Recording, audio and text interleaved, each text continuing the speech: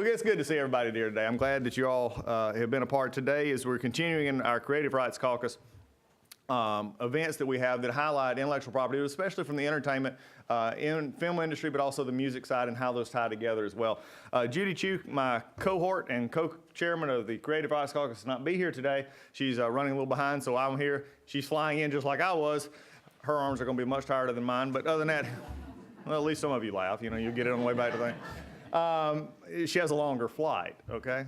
But anyway, it is a good day to be here. And I just, looking right out, there is one of the best guys in Congress also here today who beat me here and made that point, Billy Long from Missouri. Just a great supporter and a great friend as well. So as we get started today, this is during World Intellectual Property Week. This is again a great highlight for what we do in the anatomy. It's going to be discussing basically the anatomy of a musical.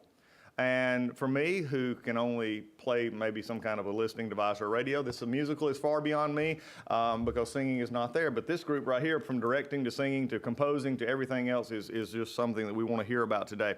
Of course, I always start off with Miss Ruth Vitale. The CEO of CreativeFuture. So we're so happy that she is here, but she is partnering today with some friends of mine, the Recording Industry Association of America, and also 20th Century Fox to be a part of this today, and we're excited about that. So Mitch, Carrie, it's good to have y'all in 20th Century to be a part of this, to bring together a panel on The Greatest Showman.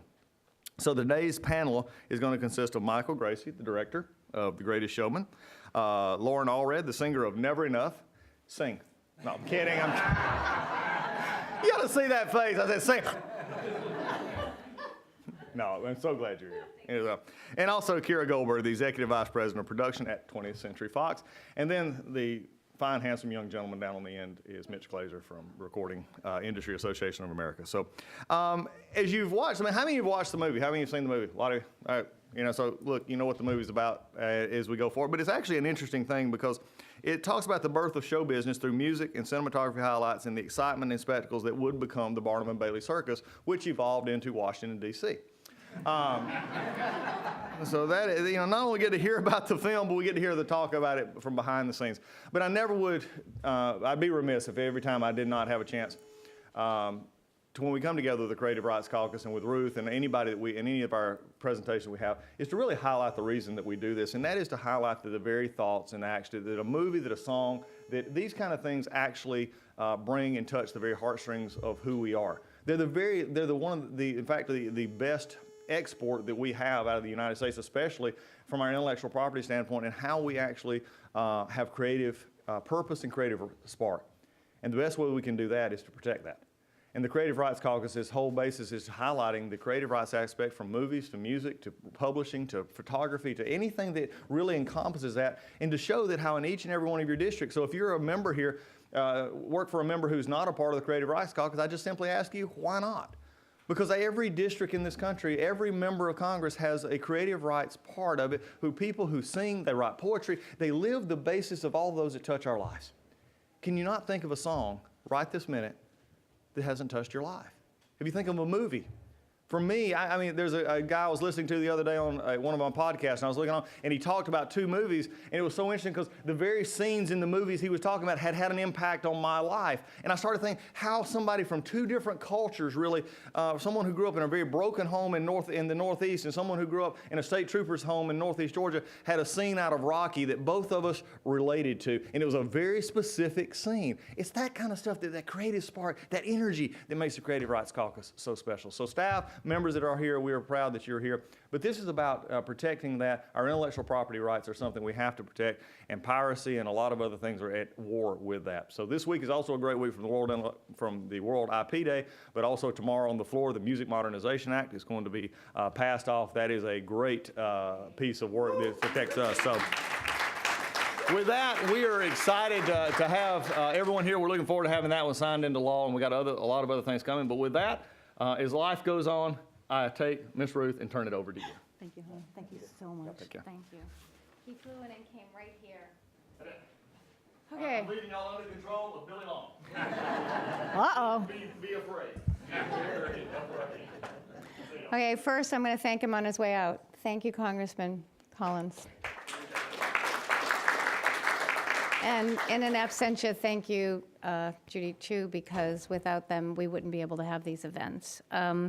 And Sally Rose, who just walked out the door, and Linda Shim, who's sitting here. You work really hard to make these possible, so thank you. And I think some of you have come to these CRC events before. You've heard me say that without music, the art of filmmaking and storytelling, it's impossible. And I've been dying to bring music and film together for a CRC event. And I finally got my wish with my favorite movie of last year. And I don't say that because they're just sitting here. I literally said to Mitch, you need to go see The Greatest Showman. And he was like, really? I'm like, yes, we have to do an event around this. So he went with his 15 and 18-year-old sons, who even also loved it. It is a movie that transcends age. People love it. I told Michael today, it's hip, it's cool, and at the same time old-fashioned too, about the values of family and following your dreams. Music is an amazing thing, right? It allows the filmmakers to lead you, to surprise you, and this movie is all about music, so it's songs and music, and so this is a movie that flourishes through music. So he's already introduced the panelist, Doug, but I want to say first, Loren Allred, she's the singing voice of Jenny Lind, okay? So it was a singer that P.T. Barnum brought to the United States, and she's going to talk to you about how because you don't see her on screen, but that's her voice you hear, and we're going to play a clip. She just got off a plane from Paris a few days ago, so thank you. Also, Michael Gracey, who just got off a plane from Shanghai, literally came here for less than 24 hours to be here. So let's thank both of them.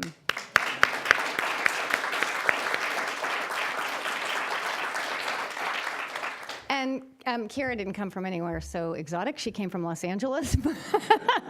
But she still came yesterday, and she's leaving in the morning to go to Las Vegas for CinemaCon, which is our whole theatrical exhibition for the whole week. Kira is the film production executive. So that means that she's the liaison for the studio while the film is in production. And we'll talk a little bit more about that, because when I was an executive, my mother used to say, I don't understand what you do. I don't think I told you this, Kira. I used to say to her, I talk people off ledges when most of the time I would like to tell them to jump.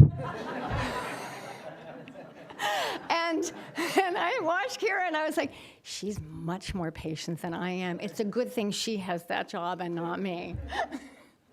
And I'm Ruth Vitale, and I was here 3 weeks ago, and everything you've heard about me is true. I'm impossible, I'm crazy, and I am stubborn and adamant. Wouldn't you say, Jason? Yeah, okay. And I mean it when I say The Greatest Showman is my favorite movie of last year. I've seen it twice, and I have literally listened to the soundtrack at least 5 times a week. I can't sing it as well as Loren can, though. So thanks so much for coming. But before we start, I want to introduce my partner in crime, which all of you know. It's Mitch Glazer, and he's our partner in this event with 21st Century Fox. And he's going to join us on the panel, and so I'm sorry he doesn't have a thing because we didn't make one, and that sucks. But he's been the president of the RIAA, I think, for the last year. Okay. And he's been with the RIAA since 2000. Mr. Kerry Sherman is here as well. He oversees the organization, and you guys are overseeing it during kind of the most transformative time in the music industry's history, I would guess. So come on up here and talk before we start. Thank you. Thank you, everybody, for coming. I will be very short. And he has T-shirts. I do have T-shirts celebrating the 60th anniversary of the Gold and Platinum program, but I have them to make a point. So I just want to, I'm just going to say a title of a song. And I want you to yell out what movie it's from, okay? We'll start out easy. Over the Rainbow. Wizard of Oz, there you go. All right, ready? My Heart Will Go On. Titanic, who did that? There you go, okay. All right, how about this? I've had the time of my life. Dirty Dancing, look at that. Castellano on it, baby. Okay. All right, one more, just one more. Eye of the Tiger. Rocky 3, exactly. There you go. Okay. I have one more in case anyone wants it. Here's my point. You knew the movie from the title of the song. Movies and music cannot be torn apart. They are the essence of each other.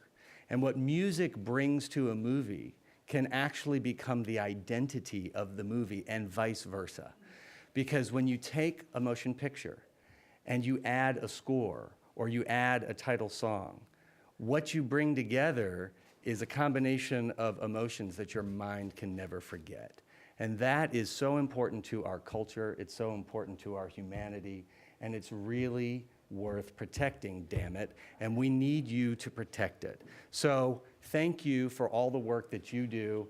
As Congressman Collins said, the Music Modernization Act, which protects songwriters, producers, legacy artists, is going to come to the floor of the House tomorrow because of the work that you've done. And we just can't thank you enough for protecting music.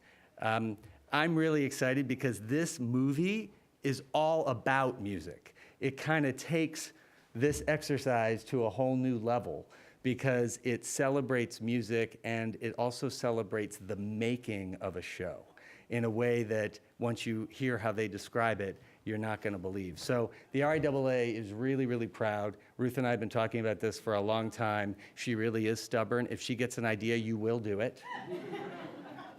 And so she is the best lobbyist in the world. And I'm not even one. I know, that's the point.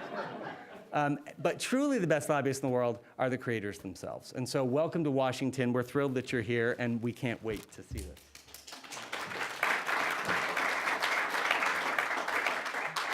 I told Michael and Loren and Kira that I want them to pipe up whenever, and if I ask the wrong question, they should redirect me, because they've been living with this project for a very long time. Sorry. So Michael, let's start with you. You went from designing special effects and directing commercials in Australia to making your first featured directorial debut was a big budget movie musical in America, okay? So tell us the story of how you first got pitched The Greatest Showman. Tell the story about how you and Hugh met, you know, and what happened? So I wouldn't recommend doing an original musical as anyone's first film. It's for all the young filmmakers out there. I met Hugh. I shoot commercials, and there was a big commercial for Lipton's iced tea, and it was a bit of one of those lost in translation situations where they pay Hollywood actors a fortune to go and do a commercial just for the Japanese market. It was between myself and a French director, and I got the job because I was Australian, and they thought that I knew Hugh Jackman. Because Australia is a very small island with only a few people. So I didn't correct them with that assumption. So the first day of rehearsal, I thought the game would be up because obviously Hugh would walk in and we'd say, hey, you know, and it would be very clear that we weren't, you know, familiar with each other's on a personal level, and he walked into the room and went, Michael! And as we were hugging, he said in my ear, mate, they think I know you, so just go along with it. So for the whole shoot, we pretended like we were best friends. And at the end of the shoot, he, you know, it was sort of a rap party and everyone's, you know, drinking and having a great time, and he came over and he said, we should make a film together. And at the time, basically, if you ever shoot with Hollywood stars, they always say that during the rap party after 3 or 4 drinks. Let's you get know, lunch. like, mate, we should make a movie together. And so at this point, you know, I'd been shooting commercials for like 15 years, so I kind of wasn't that impressed with that remark. I was like, yeah. And quite dismissive, as Hugh reminds me to this day. Because he sent this script to The Greatest Showman, and he said... How long ago after was it? Not long after. Really? Okay. Yeah, So very like shortly after. A man of his word. Yeah, a man of his word. I get this script, and he calls me up and he says, look, I think it's going to take a lot of work, but this could make an amazing film, and the story of P.T. Barnum and the birth of show business is something that could be a great cinematic film. And that remark, which I then agreed to be a part of, and then the stupidity of turning that into a full-blown original musical, cost me 7 years of my life. But what a 7 years. Yeah, it was. It was a good 7 years. But to just give you an idea of how these people were instrumental in making it happening, at 20th Century Fox, no one wanted to make the film. And the only person who believed in this ridiculous idea, because in Hollywood, the sort of premise at the moment and what's making the most money at the box office is franchises. Star Wars, Superheroes. Fast and the Furious. These are the films that make the studios a lot of money. And, in terms of Fox, it's X-Men, it's, the Alien franchise, whatever it is, they're big franchise films that you already know. Or it's based on an existing property. And Kira Goldberg 100% went into bat for this idea of doing an original musical and literally was ridiculed for that belief. Nice.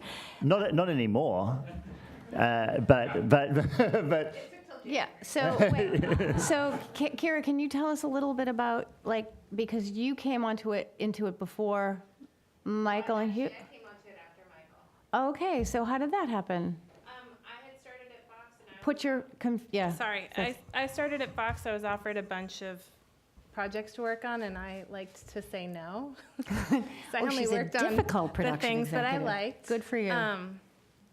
And I had always wanted to meet Michael Gracey because he did this amazing Evian commercial with babies on roller skates. If you haven't seen it, you should look at it. Oh my gosh. And at the time, his agent was not very nice and wouldn't let me meet until I worked at Fox. selective. It's true. It's true. And then I met him and I thought he was amazing and I completely bought into his entire vision of the film. Okay, so he brought you the script. Well, my boss gave me the script, but we Okay, met. right, okay. And So Hugh's got a first look deal at Fox. So At the time, the yeah. film was always going to be a Fox film. So one thing that I would like to, because I always hammer this home at every CRC event, you probably all listening to me hear it, the time from when they found it to the time it got made, how long was that? 7 years. Yeah, it was 7 years. So in the 8th year, we started to make it. And that's because what Michael said is true. Studios are afraid to take risks because the money at stake is so large.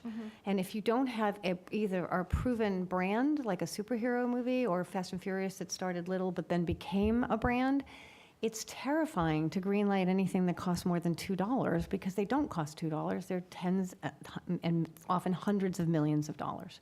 Yeah. So There was one point where one of the chairmen said, well, it's not a franchise. And I said, if it works, it is. Zac Efron can take over the film. He can take over the show. Which I was kidding, but not anymore.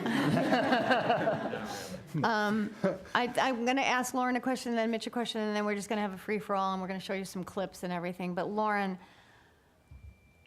we were just saying this. It must be so strange to see your performance, but you see Rebecca Ferguson, but it's your voice, okay? And you were, from what I understand, you were involved in this long before Rebecca Ferguson.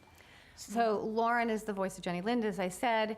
She has an extraordinary voice. Tell us how it happened. Not the voice. So it's been a really long process that ended up evolving into me being the voice for Rebecca Ferguson. I was good friends with Benj and Justin, the songwriters for the film, and they would have me come record reference vocals for them for certain projects that they were working on. For example, they were writing a song for Pitch Perfect 3. I did a vocal for that. Then when they were writing their musical Dear Evan Hansen, I don't know if you know that, but it's won many awards. So I did a lot of the reference vocals for that. And then they kind of brought this project to me and said, we're working on this movie called The Greatest Showman. Maybe you can help us with the female reference vocals for that. So almost every female song in the movie, I recorded the demo vocal for.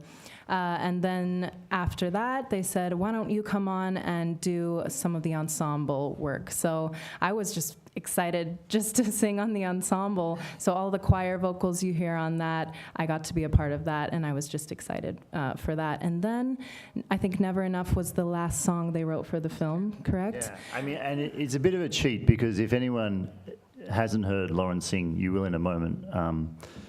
because we'll play the Well, clip she's from the not film. going to sing her. No. We're going to make her sing for her supper. But the interesting thing is that she has such an incredible voice that Benj and Justin cheat, because they will write a song and then they will get her to sing it, and it doesn't matter what they write. You're like, wow, that's an amazing song. And it's a cheat, because her voice makes it sound like an amazing song. So we went through multiple demos for a song like Never Enough. I think Loren sang 3 versions before we got to that. I think so. The final version. So that's 3 original songs. So every song that you see in the film, you got to imagine 2, 3, 4, in some cases 5 or 6 different versions of that song were written, completely different songs, to try and get to the one that's actually in the film. And every one of those was recorded at recording studios with musicians brought in and singers brought in. Engineers brought in. It's an incredible amount of work that goes into just creating one song, let alone for every song of the film. And there's 10 songs in the film. There was 3 or 4 different versions, sometimes 6. 6 was the most, that were written to try and crack that song. Never Enough was the last song that they cracked, and they wrote it while we were in production. So we were already started making the film, and we didn't have this song yet. That's crazy. When they called me to do the demo for this song, they were already filming the movie, and I thought, are you guys crazy? You're still writing songs. He made them rewrite songs many times. Oh my goodness. I've sung demos over and over with brand new lyrics for this movie. But anyway, back to Never Enough. So they had me come in to do a reference vocal for this new song, and it was a really difficult song. I didn't even know if I was going to be able to sing it. And they hired Rebecca Ferguson, or they cast Rebecca Ferguson as the actress for this role. And apparently she heard the reference and just said, why don't you have her sing it? I think she should sing it in the movie. And that is amazing, because most actresses would say, I want to sing myself. no, they would say she can sing it, but she's not getting the credit. But no credit. In many films, contemporary films, even films like Pitch Perfect, there's what's called ghost singers. There's people who are singing the voice of And they don't get a name actress, and they don't get credited. I had They no get idea. paid to not get credited. And what I loved about Rebecca was that she heard the voice of Loren, and Rebecca can sing, but she's like, I can't sing like that. And by the way, very few people can sing like that. And she was so adamant that not only that Loren sing, that Loren be credited for the singing. That's incredible. And it was amazing for someone in her position to sort of say, not only do I want it to be Loren's voice, but I want it to be very clear that she was the one singing the song. That's amazing. She really is, the most gracious woman, and we had many meetings to make sure the song kind of was stuck like glue so that it made sense. So she's not American, she's Swedish. Her role in the movie is a Swedish singer, so I had to meet with her many times to kind of get a feeling for her accent and just kind of her mannerisms and what she would do with the song. So the final result is a result of many re-recordings and meetings with her to kind of just make it work. And that's a sort of acting in its own right for you, right? You have to inhabit Definitely. a character of a woman you have just met. Right, and I don't have an acting background, so it was a challenge for me, but really meeting her in person made it a lot easier for me. So Rebecca would record her version of how she would sing it, and Loren would then hear the intonation and the performance, because Rebecca had a very clear idea of what she wanted her character to be in terms of how she performed it, and then Loren would take that and mimic that, and then vice versa. Rebecca wanted footage of Loren singing it so she could see how she gestures and how, literally the shape of her mouth that she makes to get those sounds. And then she studied that, and on the day, Rebecca is singing flat out. You can see the veins in her neck in the clip we're about to show you. Right. But you buy 100% that voice is coming from her, because of this back and forth between Loren and Rebecca. Yeah, we spent months kind of becoming one person, really. Oh, Kira, you must have had a heart attack. I want to just pop over to Mitch before we show the footage, because, Mitch, most film soundtracks use recordings that already exist, in which case there's a process of the production licensing each track through the record label, whoever owns the copyright. But how does it work when the film soundtrack is entirely original, as with The Greatest Showman? Who owns the copyright to the songs? How does licensing work? I would imagine is it harder? Is it more difficult, or is it less difficult? It's a relationship, so it really depends. You know, like you said, it's what we call a synchronization right, which is a fancy way of saying that you're reproducing the sound recording into an audiovisual work. And usually, like you said, if there's a copyright owner and they already own the work and you're just putting that in, the music supervisor of the movie would go to the record label and say, hey, I want to use this song in my movie. But in a movie like this, where it is original, the ownership has to be worked out between the movie studio and the record label, and it depends what role the record label is playing. Sometimes the record label has a very active role. They will actually help you find the audio engineer and the producer, and they will help to shape the music, because their job is to make sure that the song has a life after the movie. That's their interest. And so, you know, you have the movie studio who's trying to make sure that the music works for the movie, enhances the movie, and is seamlessly integrated. And that's where the music supervisor, and in this case, the director and the actor, and, you know, everybody is sort of involved in that process because it's a musical. And then you have the folks like from Atlantic Records, which is a Warner Brothers or a Warner Music Group company, who comes in, and their job is to make sure that when the movie is over, the music from that movie has a global life.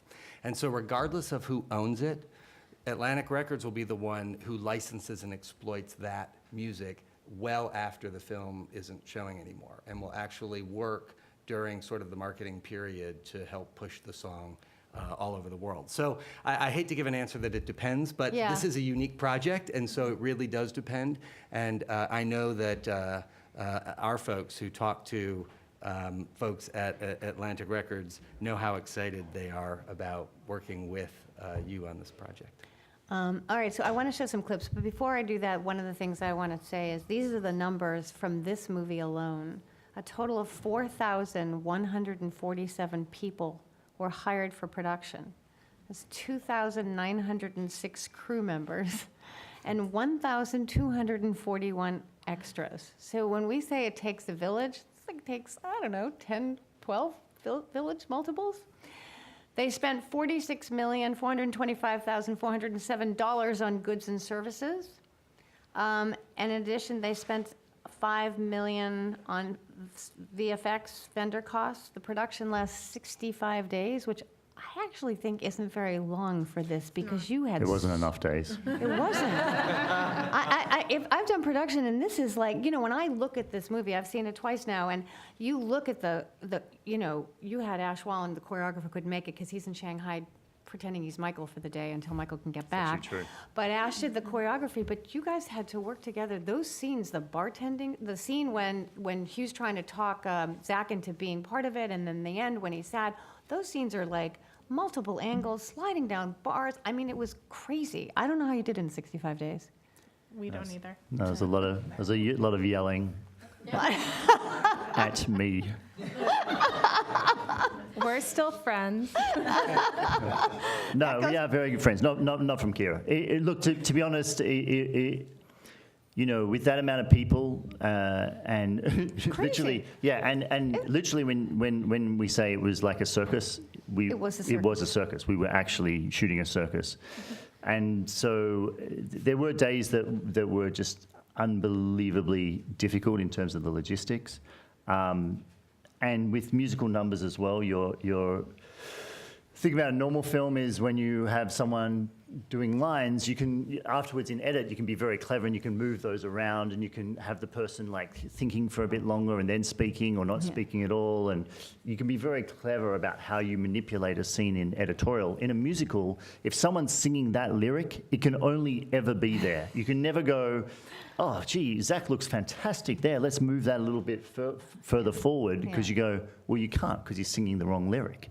Right. So it's an incredibly, it's a very, very demanding way of working. And I was just very fortunate that we fought to have 10 weeks of rehearsal before we started shooting, That's which smart. never happens in No, a I film. know, Like never. you will never get, particularly with the stars that we had, like their agents were like, they're not doing 10 weeks. They could do 2 films in this time. like this is crazy. But what it meant was that we had a chance to literally shoot the entire film on video first as a rehearsal and cut that together and make all those mistakes the first time around. And then when we were shooting, it was actually the second time that we tried to pull off these scenes. So that's the only reason we could And I do it in actually think it's a 65 tribute days. to you and Loren and Kira and Ash. You know, it's easy to say, oh, we just got the money. First, it wasn't easy to get the money because this wasn't a sure hit. And then to get 10 weeks of, I've never, in all the movies I've made, ever had 10 weeks of anything, okay? 10 weeks and 65 days, which I know is not enough. Yeah. Okay? Because you had to keep track of the acting, the cinematography, and the choreography. I mean, to be a director, I don't know how you're sane. Are you? Little? Yeah, I mean, you know, obviously you be very smart about it. And on this film, from the first AD to the production designer to the cinematographer. The first AD is the first assistant director. Yeah, they are literally the best of the best. Like, it's like that Seinfeld thing where he said, you know, the success of Seinfeld is he cast 3 other members who were infinitely more funny than he was. It was kind of like that with this film. Like, the people I had around me were Right. just, they are all just remarkable. So with the success of The Greatest Showman and La La Land 2 years ago, what do you think the horizon looks like for more big budget musicals in Hollywood? Will there be an appetite? For sure. I mean, we're an incredibly reactive business I in know. general. Yeah. We were working on ours before La La Land. We had many obstacles that slowed us down. But after La La Land, it was like, okay, we're good. And now literally every studio is saying, we need musicals. So, Yeah, that's the problem with our It's business. true. It's like, There as are soon gonna as be a lot something more. comes out that never worked before, they're like, oh my God, that's it. That's the new it. And then everyone tries to copy it, and then other people have to keep trying to break new ground and find new things. But yes, I think there will be many more musicals on the horizon. All right, so I want to talk about another scene from the movie that is when Keala Settle sings "This Is Me," and this, from what I understand from them, and they're going to tell the story, so I'll be quiet. It's just it was kind of one of the pivotal moments when I think the studio decided that they were going to do this. So you want to talk about that, and then we're going to show you the rehearsal clip, which is kind of extraordinary. Like Loren said, like Keala was just also one of the singers from the chorus. She was there at the first workshop. Yeah, so when, All of us were. when we do workshops, basically we just get everyone in the room together, and the idea is that we. It's very hard to read on the page a musical script because obviously there's songs, and so the best way for anyone to experience it is for us to just get the cast together and. Read the script, and when there's a song, you just stand up and you sing the song. And Nothing it's like pressure. yeah, but it's also it's a great way for you to get a sense of how the story's working and how the music's working. In the first 2, there was no pressure because it was just us. Like there was no one else there. No, we were Right. just working on it. So then we got to a stage where we're like, we really got to show this. It's good. This is good. We've really got to show it to the producers and the studio and get them here, just so they can commit to making the film. And so let's just do that for next month because we're in a really good place. Right, let me explain. When a studio says we'll make a movie, that means maybe we'll make a movie, okay? Yeah. And that's because it's really literally, and I'm not blaming them. I have been in the position of just working at the independent arm of the studio, and I understand the pressure of the money. So it's like, is the budget going to be okay? Is it going to balloon? Who's the talent? Is someone going to drop out? And there's all these multiple moving pieces, and you really... Can we get someone other than a first-time director? Yeah. I'd be like this. What do you mean it's a first-time director? Yeah.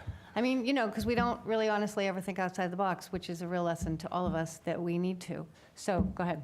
So in wanting to organize this really quickly, because we were in a great place and we had some great songs and the script was in a really good place, it's like, okay, let's organize the head of the studio, Peter Chernin, who was going to be hopefully coming on as one of the producers.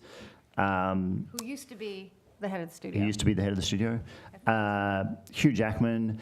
Once you get all of these people's schedules, 9 months is the earliest date anyone could give us that all of them could be in New York City. That's So, not an exaggeration. It was yeah, it was literally, literally 9 months. So we have to wait 9 months to get in the room and show everyone what we've been working on. Talking about losing steam. Like you're all excited, and then it's 9 months. So, so anyway, it's finally come around to the time when we're doing this workshop and everyone's flying in.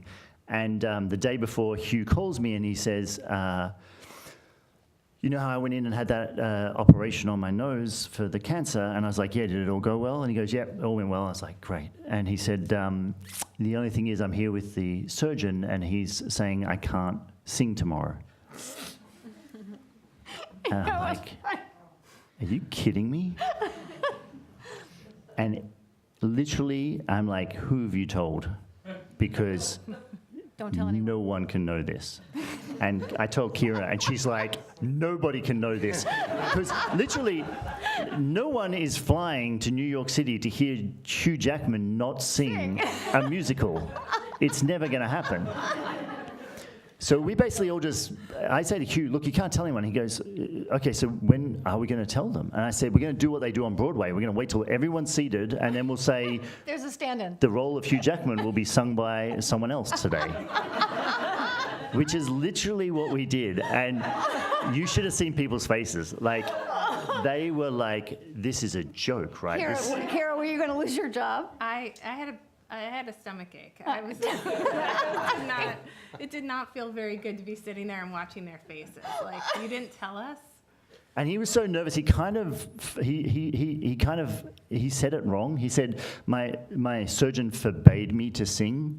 No, to sang. He used the past tense. He's like, my surgeon, because he was really nervous. And so he was like, and I've never seen Hugh Jackman nervous once. And he was like, my surgeon forbade me to sing. And of course, people are like, oh, yes, but you're going to sing today, right? And then we started explaining who was going to sing for him, and their faces were just like, and everyone looked across, because they knew, obviously, we knew before now. Oh. And this is the great thing about wearing a beanie, because I literally could just do this. Like, I didn't make eye contact with anyone.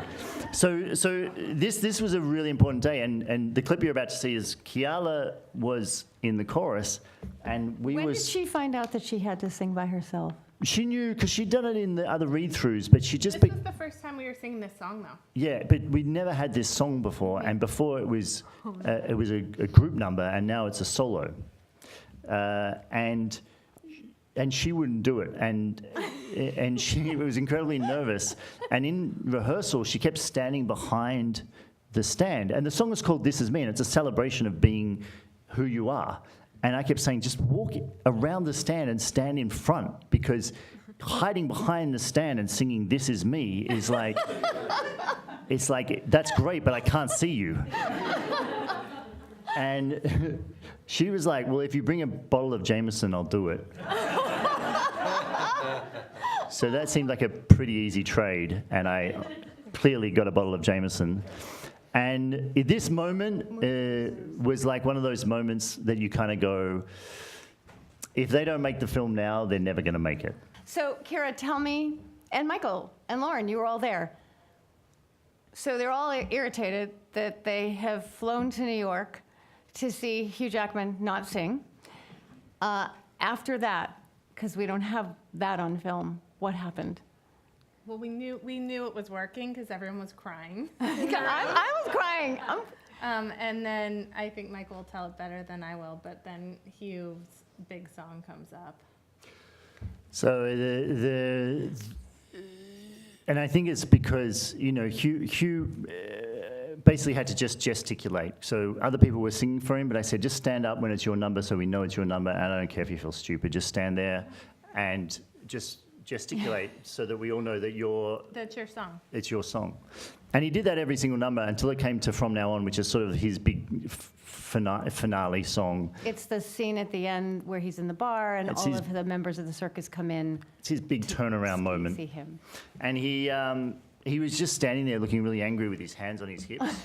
And I'm like, this is the worst performance ever. And I'm trying to make eye contact with him to be like, what are you doing? Like, and he was just looking really angry. And then he leant forward and he started singing the song, even though the surgeon had said, Next to the guy who was singing for him. yeah. So the guy singing for him is looking at him like, am I singing this or are you singing this? And again, he then ended up singing it flat out, like he belted and actually broke his stitches and bled. And kept singing and finished the song. So he finished the whole song, and again, another moment, and the studio are all on their feet, and everyone's hugging, and the head of the studio comes up to me, and he's like, Michael, we're making this film.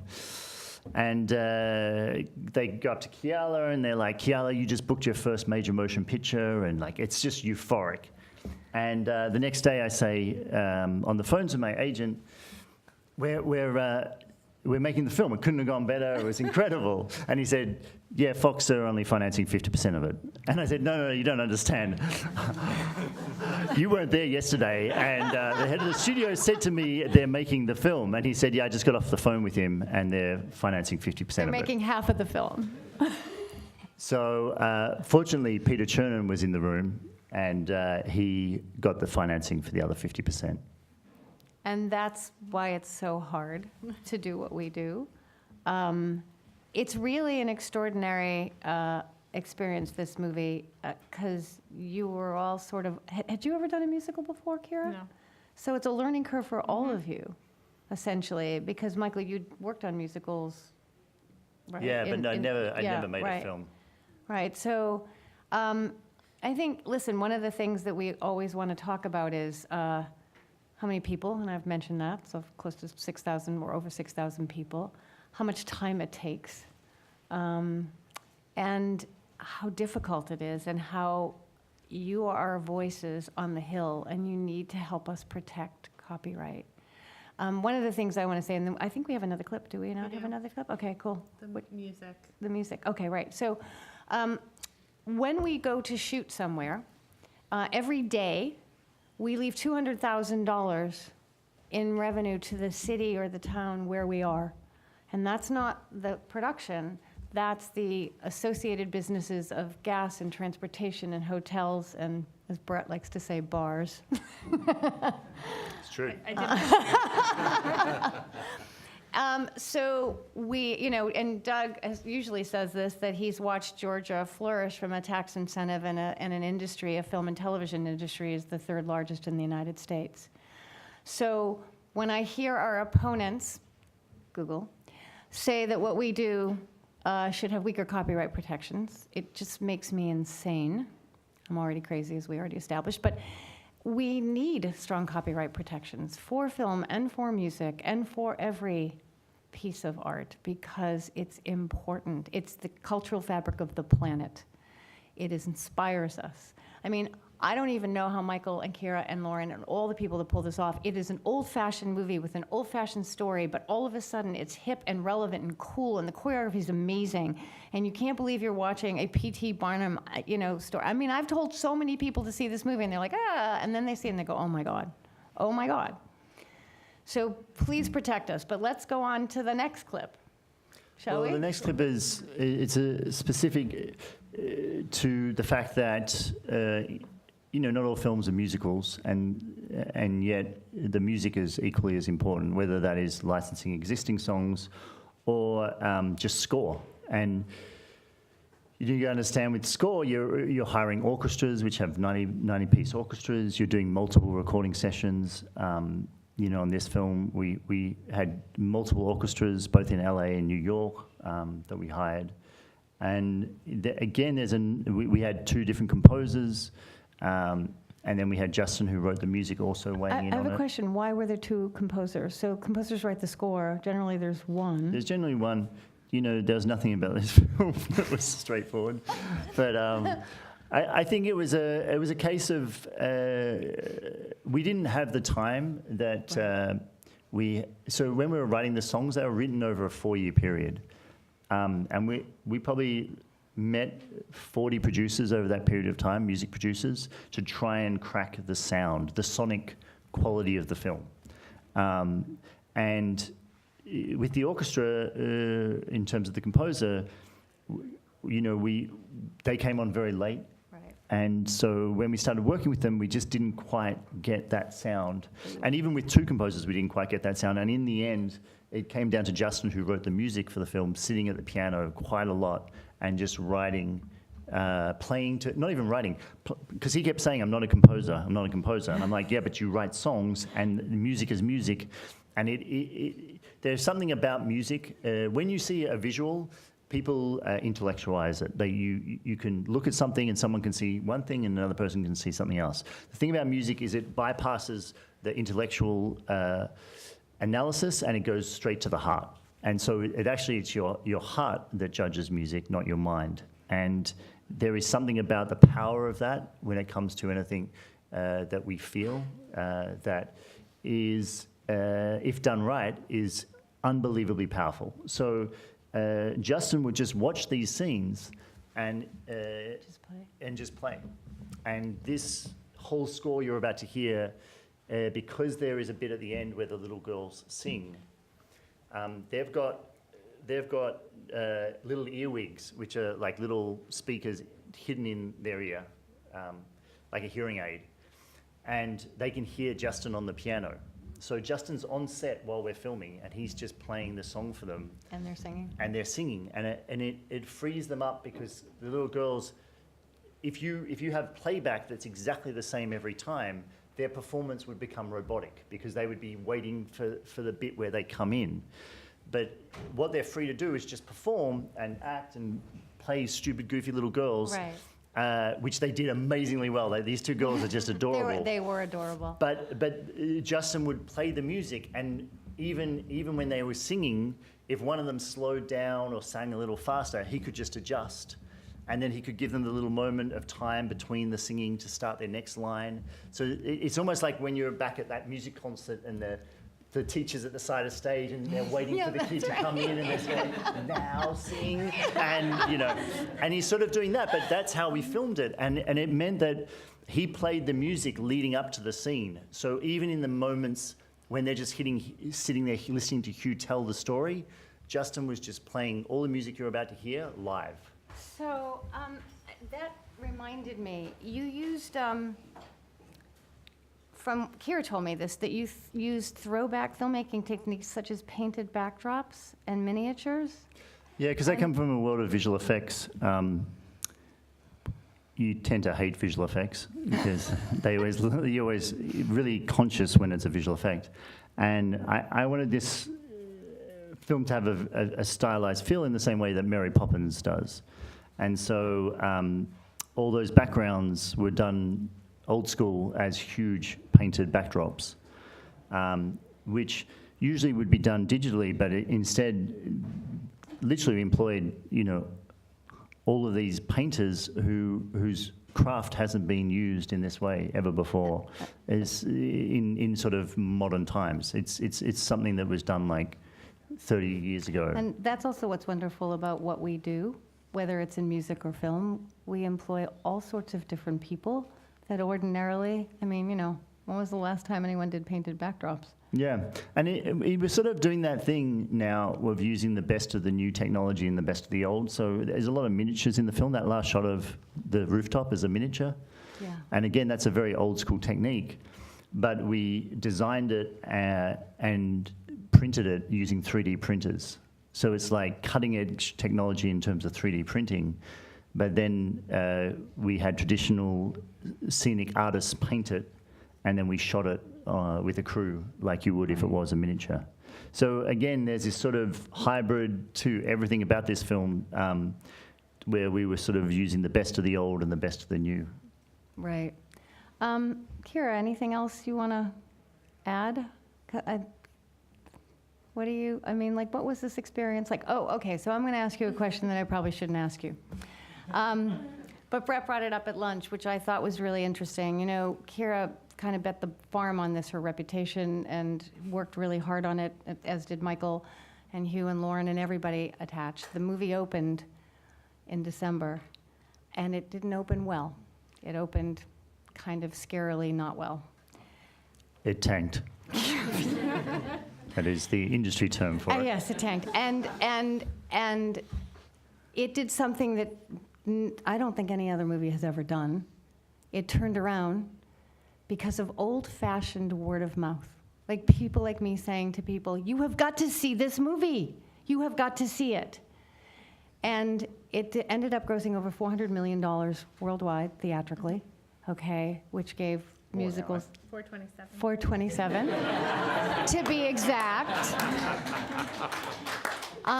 But let's ask Kira what that opening weekend, and Michael, what was that opening weekend like? It was terrifying because I think from the first moment that we started working together, Benj and Justin came on around the same time that I was on, and they were just doing one-off songs. And the first time that we heard Million Dreams, Michael brought it to us, and I heard it, and I just believed in it. I thought it was around the time of Frozen, and I was like, this is the next Frozen, this is it. And so when the movie didn't open, I really started to question my gut, because we operate on, like, when you're investing all of your equity in artists, you have to just trust your gut on, like, what's going to work, what people want to see. And I just really believed in it, so when it didn't work, I was like, how do I do this anymore? And I spent a week in bed.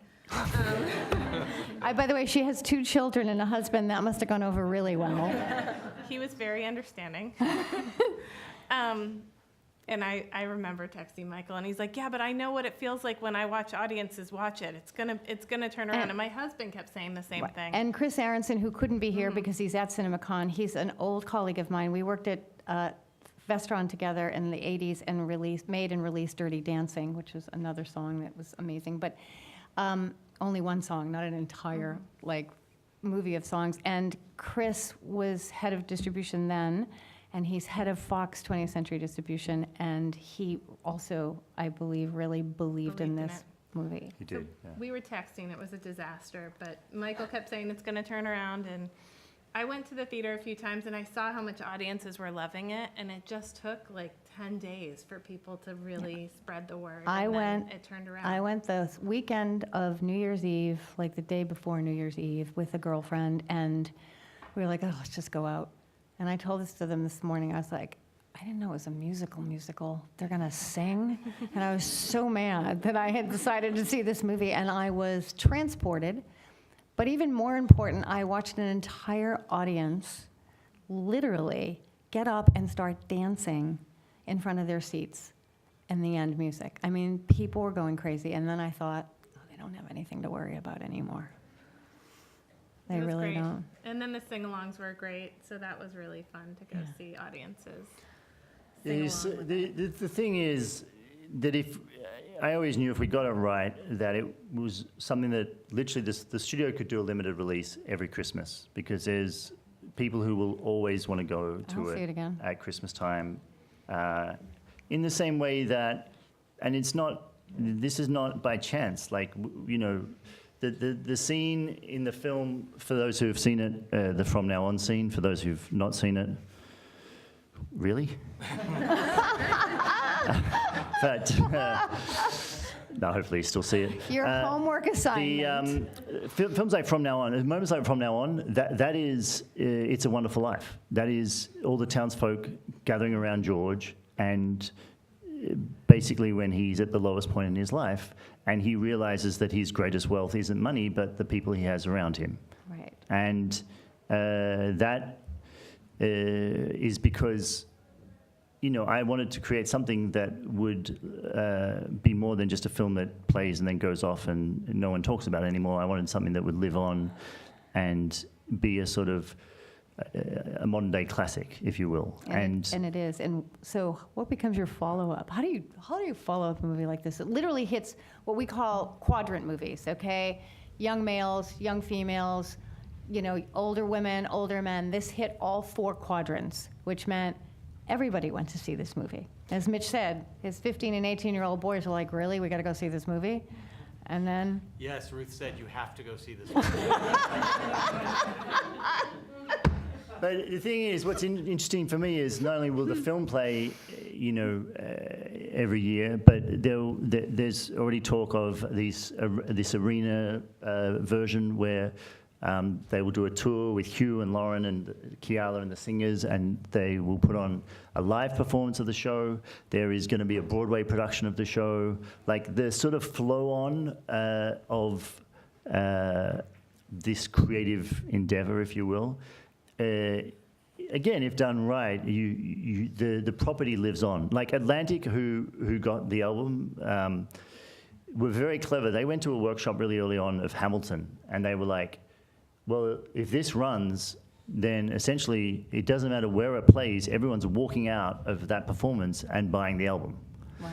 So they kind of did the same with Showman. They came to an early workshop of Showman, and they were like, this could have that same impact. And for them, people will go to the live arena show and come out and buy the album if they don't already have it. People will go to the Broadway show, and again, you see this happen just in existing. You see it happening in reverse. Not many people go from film to Broadway. They Right. go from Broadway, Les Mis, Chicago, Mamma Mia, Right. and they then create a film. But what you do see is you see this then uptake of people going back to seeing once the film comes out of Les Mis, Cameron Mackintosh had this huge surge of people going back to see the live show. Right. So all of these creative endeavors, they feed into each other, and they're incredibly profitable. They are. And so, so you've had your entertainment. Mitch and I are going to do a little bit of like education. Mitch, the Music Modernization Act, that's the hardest mouthful, please. MMA. The MMA passed the Judiciary Committee, and it's going to do a lot of things, from what I understand, improving streaming music payments for songwriters and closing a loophole that was keeping many legacy artists from receiving their fair share of royalties. So, but within the context of our conversation today, how does this legislation impact movie music and the folks who make it? So it didn't just pass the Judiciary Committee, it passed 32-0. Whoa. I don't know what passes the Judiciary Committee 32-0. Nothing. So this just proves the point that music brings people together. If you can bring Bob Goodlatte and Jerry Nadler together to lead a 32-0 vote in that amazing. committee, that's a testament to the power of music. And I think what really happened was that people realized that we are living under a law for music that was written in 1909. And Wow. the patchwork that was done since then was done in 1972 and then 1976. This is well before the internet, well before modern technology, well before the ability to put music on so many different platforms at the same time. We're now launching music in different cities on midnight around the world, and it's all happening on all these digital services all at the same time. A Right. digital service is launching not album by album or record by record, but it's launching with 40 million tracks all at the same time. They all have to be licensed. And it has to be done efficiently, and it has to be done fairly, and it has to be done in a way that protects the creator so that the creator can receive fair compensation. And it really took all the parties coming to the table. And there's nothing like litigation to bring people together. And so sometimes creators have to exercise their rights, and it's not fun to do. And those who do stand up, and those who do bring those suits, and who do really they're representing millions of other creators. They're the ones who basically forge a path where the digital services and the creators come together and say, enough, let's become partners. And that's what this bill is. This bill's a partnership. It's a partnership between technology and creation, where we can give business certainty and efficiency to those who bring all the music to the fans, and we can also provide standards that give the creators a fair shot so that they can make the next Greatest Right. Showman. And so, movies and music beget each other. Yep. They are part of each other, and Well, you can have music without movies, but you can't have movies without music. that is true. But it's amazing how they play off of each other. Right, yeah. And in many ways how they inspire each other. So, I don't know that the law is specific to music for movies. Right. But it definitely creates an environment where music can be made in a way that can be licensed efficiently so that whatever that next great hit is, Yes. we don't have to worry about suing each other all Right. the time. We Eh, can that'd be can nice. worry instead about Justin and Benj writing the next great song that Song. Loren sings Right. that makes us feel the way we just felt Feel. when we saw that. So a couple other things. So, and people who have seen these events before know this, but I'm going to say it again. The core copyright industries, which are, and I never remember all of them, so they're film, television, music, radio, books, photography, newspaper, and software. In the United States, generate over $1.2 trillion a year in revenue, okay? We employ 5.5 million people, and we are 6.88% of the U.S. economy. We have higher sales figures outside the U.S. than aerospace, agriculture, and pharmaceuticals. So when people say we don't matter, it fucking makes me crazy. We're family. I got to swear once today, okay? One of the things that Creative Future has done is realize that audiences need to feel part of what we do, and so we started a thank you campaign, and Fox and Disney have been the two studios, thank you, Mike and your guys, at Disney have agreed. I came up with the idea that we should thank our audiences for showing up, and everyone was like, wow, what a concept. And I was like, yeah, my mother always taught me that if you say thank you, people are nicer to you. So when we started doing this, Disney called me and said, you're a genius. I'm like, why am I a genius? And they said, well, the research shows that people are less likely to steal when they see that. I'm like I said, my mother said, if you say thank you, people are usually nicer to you. It's really annoying having to sit next to Hugh Jackman. I think I even lower my voice when I talk next to him because he's just like half a pitch lower. Does anybody have any questions? Please feel free. Yes, Carrie. I had a question about the major song that you sang. It seemed like a very contemporary song, and I don't recall ever hearing Jenny Lind, although I've heard the name. And it struck me that it would have been a more stylized, completely different sound if it were really from a period of time. So you were taking some liberties. I just want to know whether that was inaccurate. Yeah, I mean, we took huge liberties creatively. I mean, I think with all the music, we sort of wanted to sit somewhere between musical theatre and pop. So we weren't paying any attention to the time period. And for that style of song, we were sort of like today's modern equivalent of opera is like your Adele, your Sia, your Celine Dion. So what would an artist like that sound like Today.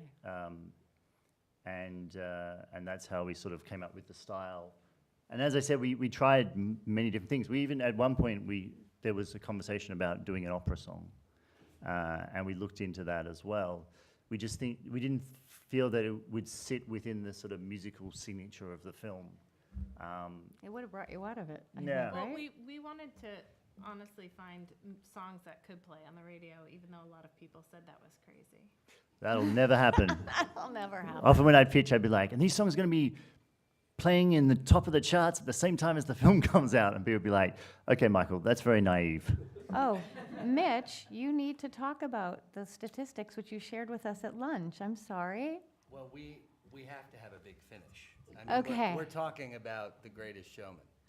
And so I want to share a couple of statistics, and then for our big finish, I want to ask you guys to actually stand up and let's get in front of this table, and we're going to be right on you because we have something to present to you that's a little bit of a surprise. But last year, The Greatest Showman album achieved platinum record status in less than 6 months. It was the only soundtrack to go platinum last year. Not only that, only 15 albums went platinum last year. So you were one of 15. One of 15 in the country that went platinum last year in 6 months, and the only soundtrack. I'd say you did well. So. So we have something for you. So in the music industry, Come on, Lauren. Come on, Kira. Ah, platinum album. Oh my goodness. so come on.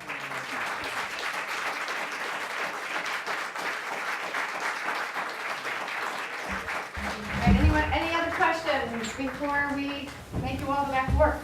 How in the world do you come up with a budget for something like this ahead of time, and then what the We make it what up. reality?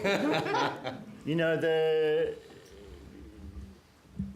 different schools of filmmaking. You know, some people are like, you shouldn't show too much at the studio, because this was my first film and I knew it was an uphill battle to begin with. I did pre-visualization on all of the musical numbers, because they are the most expensive parts of the film, and they're the parts that no one could really, there was no comparison. There wasn't a comp where they could go, well, for this film, where it was an original musical, they did this, so let's set aside this amount of money for each musical number. Like, it really was a matter of me going to the studio, this is what I want to do for this number, and there's hundreds of people, and this is what I want to do with this number, there's just 2 people, but it's incredibly intricate and complicated, and they're going to have to learn how to do trapeze. Oh, that was an amazing scene. Like Zach and Zendaya. You have to be incredibly specific, and then it's up to sort of physical production to go, well, we think it's going to be this many days and this many, this much money, and then the figure always is more than anyone wants to pay, and so then it becomes a matter of working out what you can actually shoot for the money. Yeah, It was hard. It was a very. I know $84 million sounds like a lot of money. It's not. It's not even remotely. Was that budget, or was that what it cost? That was the budget. That was the budget, and then it costs more than that, because I don't know whether you do official figures, but Yeah. we don't. It costs a little bit more than Costs a that. lot. And You what? should have doubled your budget, then when they said they'd pay half, you'd have half. Then we weren't making it. Yeah, that we were making. Then we're not making it. And so that when you write a script and he has it in his head and he visualizes everything and then he works it out, and then he has to make decisions. Okay, I'm not going to be able to do that. Or if we do that, I have to do that in 2 days, not 5 days, or, you know, what. So there's actually musical numbers from this film that never got shot. So we true. wrote them, and they're beautiful songs, For the and sequel. they got cut. Yeah. So hopefully also in 5 years' time or 10 years' time, whenever they let you do a director's cut, because there's also 20 minutes of footage. that- Oh, I want to see it. Yeah, that also. When you're back from Shanghai. It probably, I don't think it warrants being 20 minutes longer, but I think 5. Just 5 more minutes. 5 more minutes. I could have watched it forever. Josh?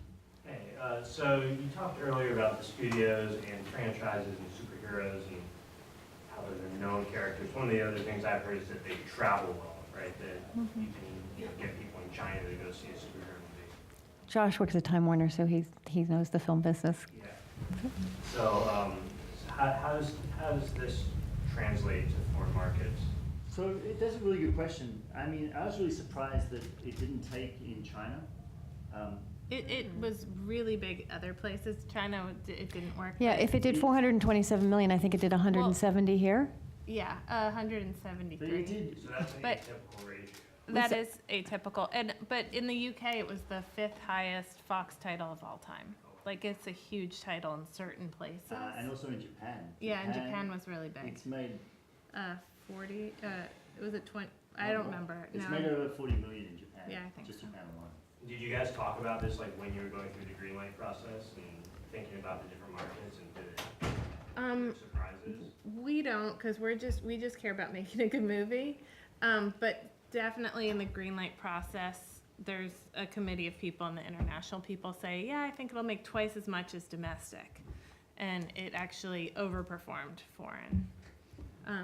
So we think about it, but I don't get into the specifics of which territories will do well.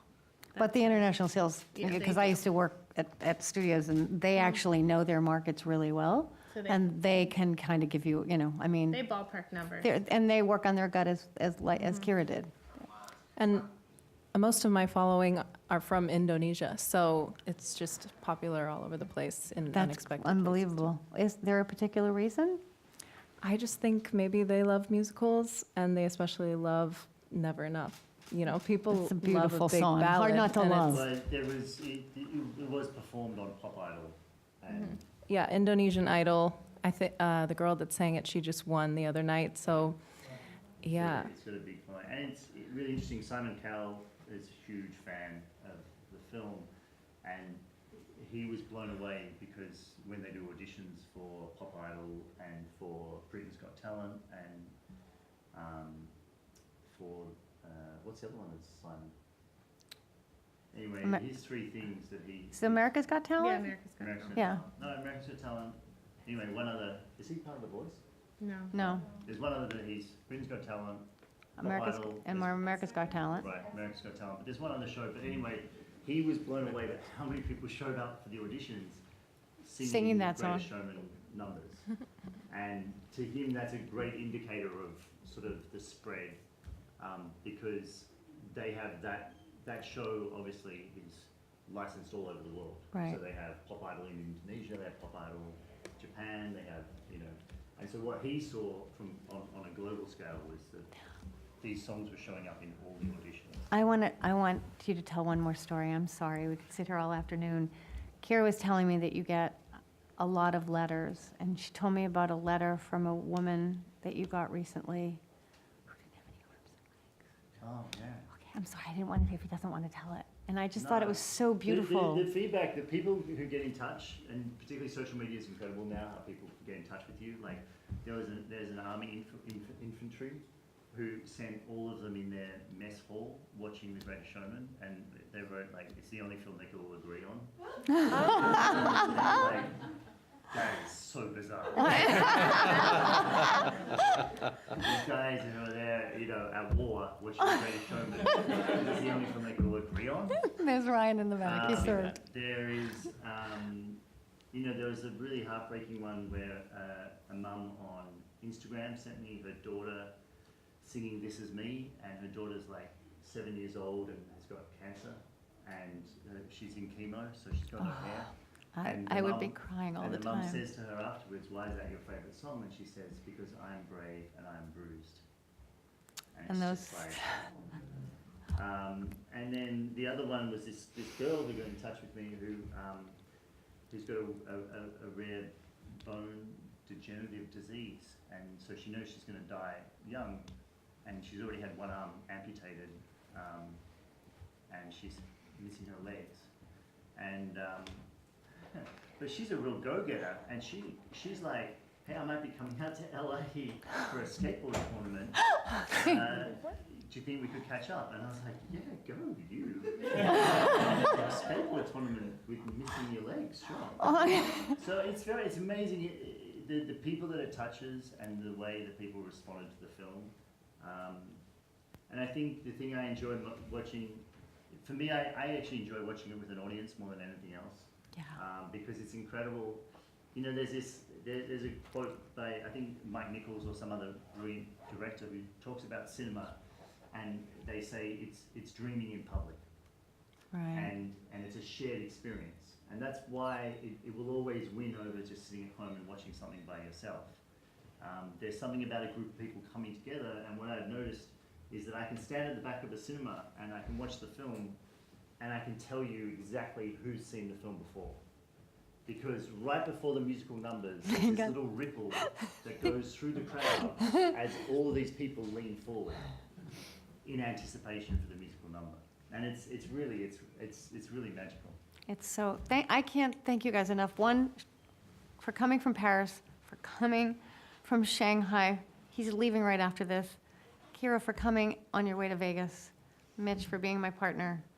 And thank you guys, and please be our advocate on the Hill. We need as many kick-ass people up here fighting for us. Thank you.